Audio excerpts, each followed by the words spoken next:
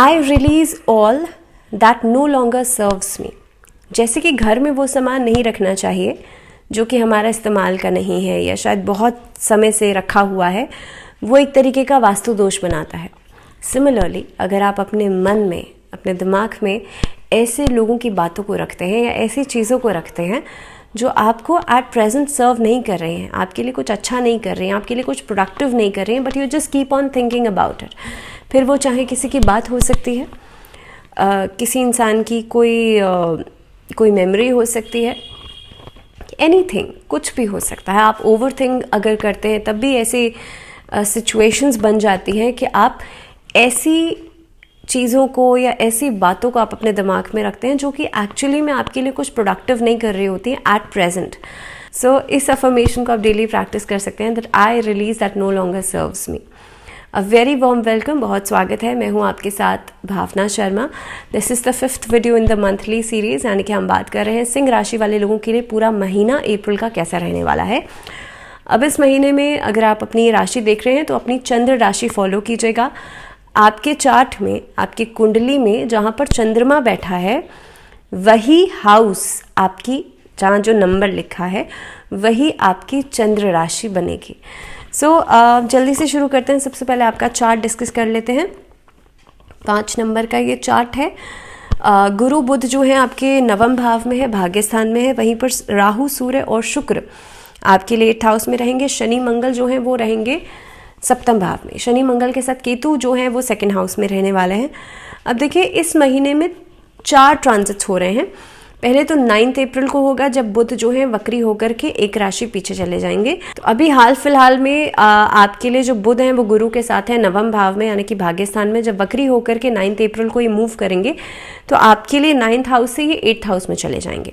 उसके बाद एक ट्रांजिट होगा लगभग 14 अप्रैल को। 14 अप्रैल को सूर्य जो है वो अपनी राशि बदलेंगे और ये अष्टम भाव से चले जाएंगे नवम भाव में। उसके बाद एक 24 अप्रैल को होगा जो मंगल का ट्रांजिट है, एंड 25 को होगा शुक्र का ट्रांजिट। तो ये कुछ ट्रांजिट्स इस महीने में होने वाले हैं। सबसे पहले कार्यक्षेत्र देख लेते हैं। इस महीने में आपको कार्यक्षेत्र के लिहाज से बहुत मिले जुले परिणाम मिलने वाले हैं। देखिए 10th भाव के स्वामी शुक्र जो है इस महीने की शुरुआत में ही अष्टम भाव में है। राहु बैठे हैं, सूर्य बैठे हैं, साथ में पीड़ित अवस्था में है। इस अवधि के अंदर आपको नौकरी में उतार चढ़ाव ज़रूर दिखाई देंगे। अगर नौकरी के लिए कोशिश कर रहे हैं, तैयारी कर रहे हैं, मेहनत कर रहे हैं, रिजल्ट्स बहुत डिलेड मिलेंगे। हो सकता है कि आपने जो सोचा है एक्सपेक्टेशन से बहुत बिलो आपको एक्सपेक्टेशंस मिलेगा आउटपुट, लेकिन ऐसा नहीं है। कई बार लोग, मैं कुछ नेगेटिव बोलती हूँ तो लोग बहुत नेगेटिव हो जाते हैं। ऐसा नहीं है कि आपको नेगेटिव होने की ज़रूरत है, ऐसा नहीं है कि आप मेहनत ही करना छोड़ दें। See this is a outlook of a month. और इस महीने में भी मैं बहुत सारी वेरिएशंस इसमें बताती हूँ कि महीने के अंदर इस डेट पर या इस समय पर क्या कुछ परिस्थितियों में बदलाव होगा। और ऐसा नहीं होता कि पूरा महीना किसी भी राशि के लिए पूरा नेगेटिव हो जाए या पूरा पॉजिटिव हो जाए। हर एक प्लैनेट का एक मतलब होता है। So you need to understand the calculation. So खास तौर पे सिंह राशि वाले लोगों के लिए महीने की शुरुआत जो रहेगी आप थोड़ा सा फोकस से आउट रहेंगे, क्योंकि ऑब्वियसली रिजल्ट्स थोड़े कम मिलेंगे। तो कहीं ना कहीं पे फोकस डिस्ट्रैक्शन में बदलता हुआ नजर आएगा महीने की शुरुआत में। नौकरी में बदलाव अगर आप करना चाहते हैं तो ट्रांजिशन जो है वहाँ पर सफलता मिल सकती है, लेकिन नई नौकरी लगने में दिक्कतें ज़रूर आएंगी। इस अवधि में 6ठे भाव के स्वामी जो शनि है वो 7th भाव में मंगल के साथ बैठे हैं। तो देखिए ये जो समय रहेगा कार्यस्थल पर वाद विवाद को लेकर के भी आ सकता है। तो थोड़ा सा केयरफुल रहिएगा। अगर आप अपने सहकर्मी जो है उनके साथ बहुत ज़्यादा उग्र स्वभाव में बात कर रहे हैं तो वो आपको किसी मुश्किल सिचुएशन में भी लैंड अप करा सकता है। तो थोड़ा सा केयरफुल ज़रूर रहिएगा। दूसरी बात, अब अगर मैं व्यवसाय के नज़रिए से बात करूं तो शनि मंगल दोनों ही महीने की शुरुआत में बैठे हैं 7th भाव में। और ये परिस्थिति बनती है कि पार्टनरशिप में काम बहुत लॉन्ग लास्टिंग नहीं चलेगा। अगर आप पार्टनरशिप में कोई काम करने के बारे में सोच रहे हैं, यू आर प्लानिंग, या आप इन्वेस्टमेंट करने के इस बारे में सोच रहे हैं, तो कोशिश कीजिएगा आप इंडिविजुअली काम करेंगे तो फ़ायदा रहेगा। दूसरी बात, इस अवधि में व्यापार में उन्नति मिलेगी। ओवरसीज काम आपका बहुत बढ़िया चलेगा, उसमें आपको फ़ायदा डेफिनेटली हो सकता है। आर्थिक स्थिति की बात करें तो महीने की शुरुआत में थोड़ी सी कमज़ोर दिखाई देती है, क्योंकि देखिए यहाँ पर सबसे इम्पोर्टेंटली आपके लिए जो राहु, शुक्र और सूर्य की परिस्थिति बनती है अष्टम भाव में बैठ करके खर्चों को बढ़ाएंगे। दूसरी बात, आप लोगों के लिए इस अवधि के अंदर जब 9 मई को वक्री अवस्था में बुध जो है वो ट्रैवल कर जाएंगे अष्टम भाव में, उसकी वजह से काफ़ी हद तक आप देखेंगे ये परिस्थिति पैसे को इकट्ठा करने में दिक्कत कर सकती है, क्योंकि केतु ऑलरेडी सेकंड हाउस में बैठे हुए हैं। तो अगर आप पैसे को इन्वेस्ट करने के बारे में सोचेंगे तो वहाँ पर प्रॉब्लम बार बार आएगी। शेयर मार्केट में इन्वेस्ट कर रहे हैं, किसी तरह का कोई म्यूचुअल फंड में इन्वेस्ट कर रहे हैं, आप एफडीज कर रहे हैं, तो वहाँ पर आपके लिए प्रॉब्लम आती हुई नज़र आती है।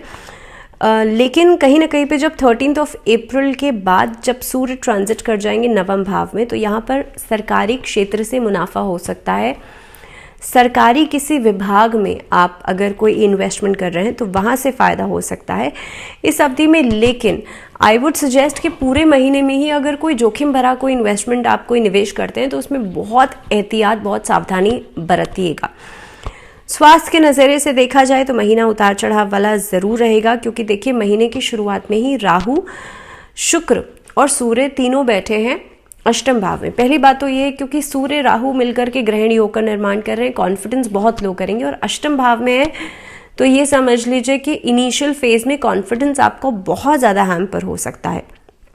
तो ऐसी अवधि के अंदर आप लोगों के लिए बहुत ज़्यादा ज़रूरी है कि आप सूर्य के मंत्रों का जाप ज़रूर करें। दूसरी बात, अगर किसी के लग्न कुंडली में भी सूर्य कमज़ोर है तो उनके लिए तो बहुत इंपॉर्टेंट हो जाता है इस महीने में सूर्य को अर्घ दें, मंत्रों का जाप ज़रूर करें, आदित्य हृदय स्तोत्र का पाठ ज़रूर करें। डेफिनेटली आपके लिए चीज़ों में बदलाव दिखाई देगा। शनि मंगल इस अवधि में प्रथम भाव को देख रहे हैं, सप्तम भाव में विराजमान है, किसी भी तरीके का रोग देने के लिए सक्षम है। तो कोई ऐसा रोग जो कि लंबी समय के लिए चले, ऐसी स्थिति बन सकती है इस अवधि में। खास तौर पर आप देखेंगे 23 अप्रैल को मंगल यहाँ से मीन राशि में चले जाएंगे, अष्टम भाव में चले जाएंगे। स्वास्थ्य संबंधी समस्याएं इस अवधि में एक्सीडेंट प्रोन हो जाएंगी, तो थोड़ा सा पूरे महीने में ही आई वुड सजेस्ट कि आप लोग एहतियात ज़रूर बरतिएगा। इस अवधि में कोशिश कीजिएगा ओबेसिटी से बच के चले, क्योंकि बहुत ज़्यादा मोटापे की वजह से भी समस्या बढ़ सकती है। जिन लोगों को अर्थराइटिस की, हड्डियों की समस्या है, वो लोग भी अपना ज़्यादा ध्यान रखिएगा। कोशिश ये करें आप लोग खास तौर पे किसी भी मंदिर में जाकर के लाल कपड़े में गुड़ बांध करके मंगलवार के दिन आप दान करें। शनिवार के दिन सतनजा, 7 तरह के अनाज को मिला करके किसी नीडी को, या कोशिश करें आप अगर बर्ड्स को खिला दें तो वो भी अच्छा है, नहीं तो आप किसी नीडी पर्सन को भी दे सकते हैं। बात कर लेते हैं रिलेशनशिप्स की, खासतौर पे वैवाहिक जीवन के लिहाज से महीना कैसा रहेगा। देखिए सप्तम भाव में ऑलरेडी शनि मंगल विराजमान है, शनि मंगल दोनों ही क्रूर ग्रह हैं।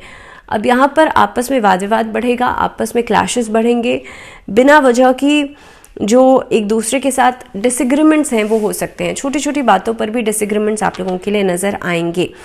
23 तारीख के बाद जब मंगल अष्टम भाव में चले जाएंगे और 9 अप्रैल से वक्री बुध भी आपके अष्टम भाव में रहेंगे, तो स्पाउस की हेल्थ परेशान कर सकती है। यहाँ पर हेल्थ को लेकर के परेशानी का कारण बन सकता है, और अचानक से आप देखेंगे उनका व्यवहार जो है उसमें एक अलग सा बदलाव आप लोगों के लिए नज़र आएगा जो बहुत स्ट्रेंज रहेगा। तो कहीं ना कहीं पे बहुत सारी ऐसी स्थितियां बन सकती हैं जो कि आपके लिए all of a sudden response देंगी। तो कुल मिलाकर के अगर देखा जाए तो रिलेशनशिप के अनुसार भी आप लोगों को थोड़ा सा यहाँ पर मेहनत करने की ज़रूरत है, और सडन डिसीजंस लेने से बचेगा। इस महीने के अंदर जितना हो सकता है भगवान शिव और माँ पार्वती का पूजन ज़रूर करें। बात कर लेते हैं पारिवारिक जीवन के लिहाज से महीना कैसा रहेगा। उतार चढ़ाव ज़रूर रहेगा। देखिए दूसरे भाव में केतु हैं, वहीं पर उनके ऊपर सप्तम भाव में मंगल और ख़ास तौर पे शनि के साथ बैठे हैं। अष्टम भाव में शुक्र, राहु और सूर्य का कंजंक्ट है। कुटुंब के मामलों में किसी के लिहाज से भी हस्तक्षेप करना बहुत अच्छा नहीं है। मान लीजिए कि आप अगर अपनी फैमिली में ही औरों के बीच में आप बहुत ज़्यादा इंटरफेयर कर रहे हैं तो वो भी एक तरीके का वाद विवाद का कारण बन सकता है इस अवधि के अंदर। लेकिन आप देखेंगे एक लंबे समय तक एक वाद विवाद चल सकता है। दशम भाव के स्वामी शुक्र जो हैं, क्योंकि वो अष्टम भाव में है, इसके बाद अपनी राशि भी परिवर्तित करेंगे, घर में किसी को लेकर के कोई स्वास्थ्य संबंधी समस्या जो पहले से चली आ रही थी वो अभी और कैरी फॉरवर्ड हो सकती है। बृहस्पति की दृष्टि आपके तीसरे भाव पर पड़ने की वजह से हालांकि आपको आपके भाई बहनों का सहयोग ज़रूर मिलेगा और एक तरीके की संतोषजनक स्थिति बनती हुई नजर आती है, एक सेटिस्फैक्शन रहेगा। सो इन एनी चैलेंजिंग सिचुएशन वहाँ पर आपके जो ब्रदर सिस्टर्स हैं, आपके जो सिबलिंग्स हैं, वहाँ से आपको एक सपोर्ट मिलता हुआ नजर आता है। उन लोगों से अगर रिलेशनशिप्स पहले बिगड़ गए थे तो इस अवधि में सुधार दिखाई देता है। स्टूडेंट्स की बात कर लेते हैं। देखिए, स्टूडेंट्स के लिए इस अवधि में मेहनत ज़्यादा करनी होगी, डिस्ट्रैक्शन से बचेगा और ख़ास तौर पर अपनी सेहत को ठीक रखिएगा। स्ट्रेस एंजाइटी बहुत ज़्यादा परेशान करेगा। आप लोग कोशिश करें अपने माथे पर सफ़ेद चंदन का तिलक ज़रूर लगाएं और नमः शिवाय का जाप ज़रूर करें।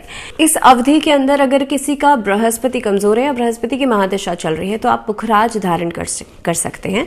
दूसरी बात, जैसे मैंने पहले भी कहा था कि सूर्य को अर्घ ज़रूर दें। सूर्य को अर्घ देना इस अवधि में आप लोगों के लिए बहुत इंपॉर्टेंट रहेगा।